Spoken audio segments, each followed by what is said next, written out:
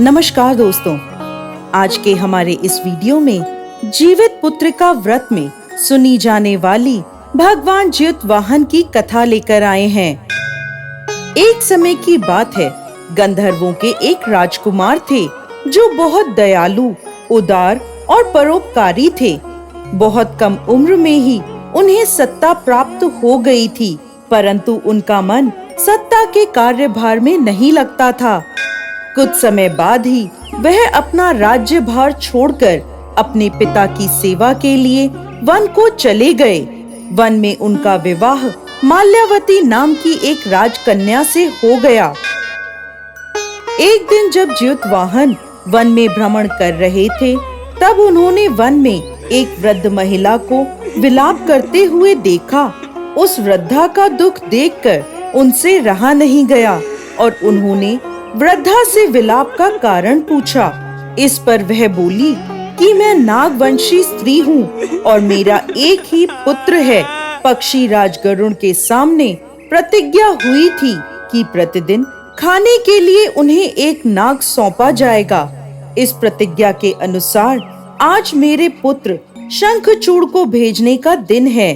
वो मेरा इकलौता पुत्र है। अगर मैं अपने इकलौते पुत्र की बलि दे दूं, तो मैं किसके सहारे अपना जीवन व्यतीत करूंगी। ये सुनकर राजकुमार का दिल पसीज उठा। उन्होंने कहा, मैं आपके पुत्र के प्राणों की रक्षा करूंगा। ऐसा कहकर वह स्वयं को लाल कपड़े से ढककर वधशिला पर जाकर लेट गए। पक्षी राज गरुड़ वहां पहुंचे। लाल कपड़े में लिपटे हुए ज्योतिवाहन को उन्होंने अपने पंजों में दबाया और पहाड़ के शिखर पर जाकर बैठ गए। पक्षी राज गरुड़ यह देखकर आश्चर्य में पड़ गए कि उन्होंने जिसे अपने चंगुल में फंसाया है, उसके ना तो आंखों में आंसू हैं और ना ही मुंह से कोई आह निकल रही है।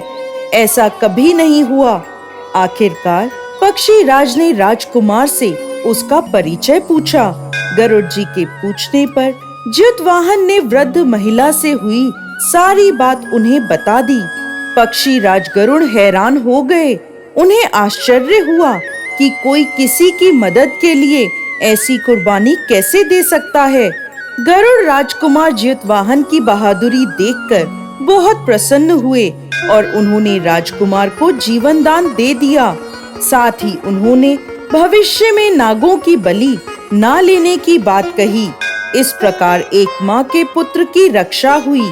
मान्यता है कि तभी से पुत्र की रक्षा और लंबी आयु के लिए ज्योतिवाहन भगवान की पूजा अर्चना की जाती है।